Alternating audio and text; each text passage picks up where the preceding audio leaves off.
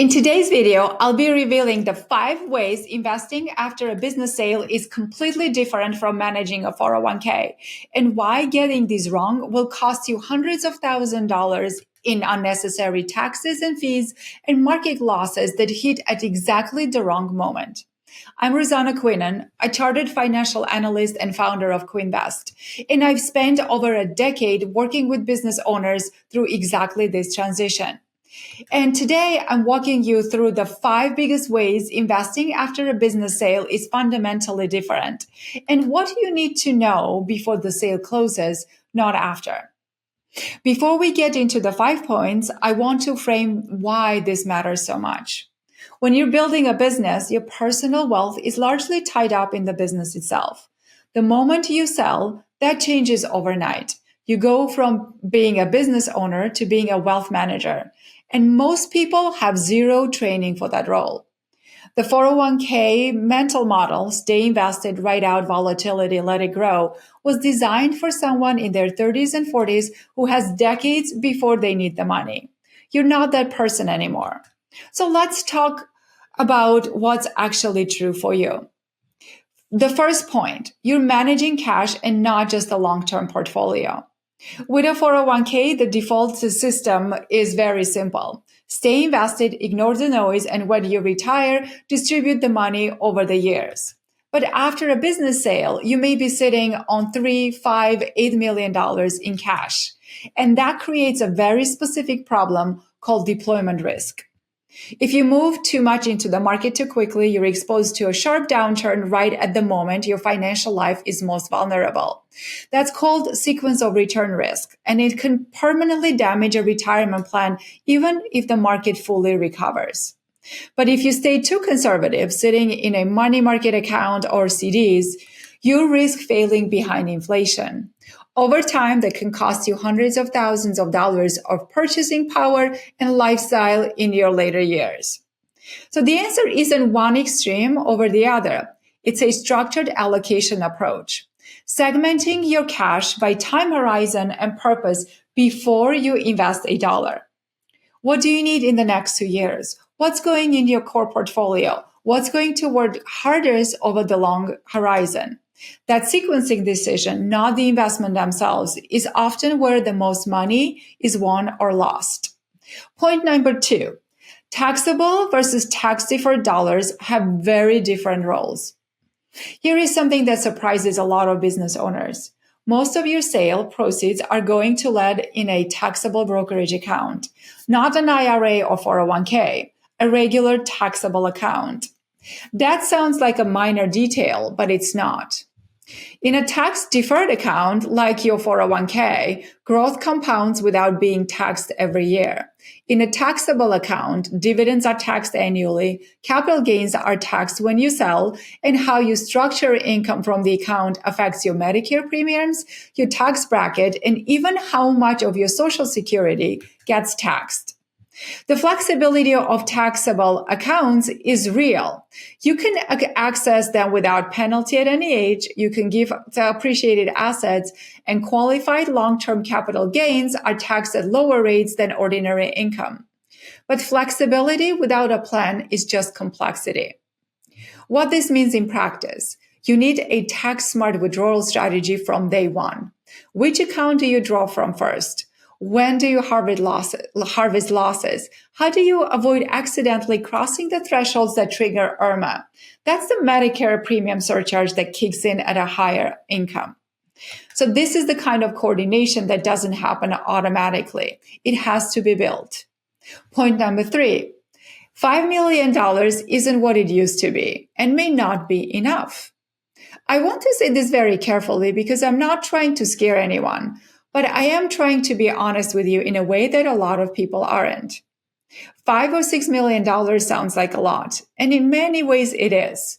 But let's run the math. If you want to maintain a $100,000 annual lifestyle, before taxes, before healthcare, before any buffer for unexpected costs, a standard 4% withdrawal rate on $5 million would give you about $200,000 a year before taxes. That sounds like a lot, But now add inflation.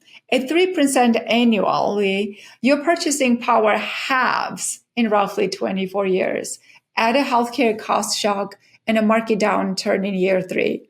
The number that felt safe starts to feel less certain. This is especially true if your sale didn't hit the multiple you were hoping for, or if a significant portion went to taxes, broker fees, or earnout provisions that haven't settled yet. The point is not that you're in trouble. The point is that the plan needs to be built on real numbers, not on the feeling of having more money than you've ever had at once. Point number 4. The first 2 or 3 years are a window that closes. This is the one that I most want business owners to hear because it has the biggest irreversibility. Right after your sale closes, there is a window, typically 2 to 3 years, where your income may be unusually low compared to what it will be once you start drawing on your portfolio. You may have received a lump sum, but your ongoing taxable income might be relatively modest. That window is incredibly valuable, and most people don't use it. So here is what that window is good for. First, Roth conversions. Converting any pre-tax retirement asset that you may have to a Roth IRA while you're in the lower tax bracket is a great strategic move. You pay taxes now at a lower rate so that future withdrawals are completely tax-free. This is one of the most powerful retirement income strategies available, but it only works when income is low enough to make the conversion tax efficient. Building your income architecture is another strategic move. Setting up the structure for how you'll draw income over the next 20 plus years, which accounts in what order at what level. This doesn't have to be rigid, but it needs a framework. Another strategy is your cash reserve allocation. Establishing the right level of liquid reserves so that you never have to sell investments at a bad time to cover living expenses.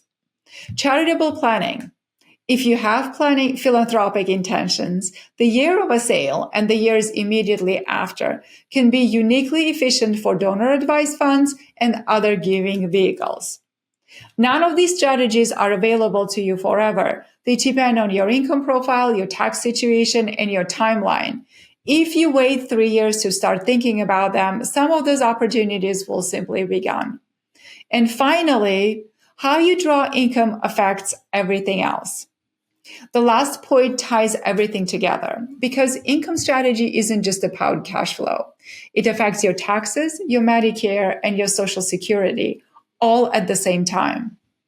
Here is a quick illustration. Let's say you have both a traditional IRA and a taxable brokerage account. If you draw all your income from the IRA first, you're generating ordinary taxable income every year. That income counts toward the thresholds for IRMAA, as we've said before, the Medicare surcharge that can get super expensive super fast, and it increases how much of your Social Security benefit get taxed. One decision creates 3 downstream costs.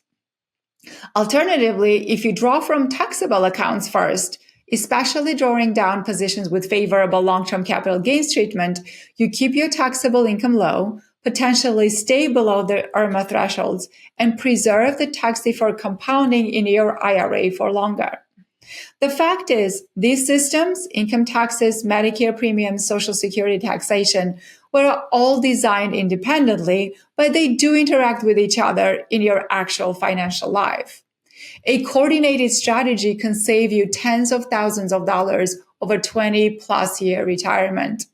An uncoordinated one, on the other hand, will cost you the same amount without ever seeing the benefit.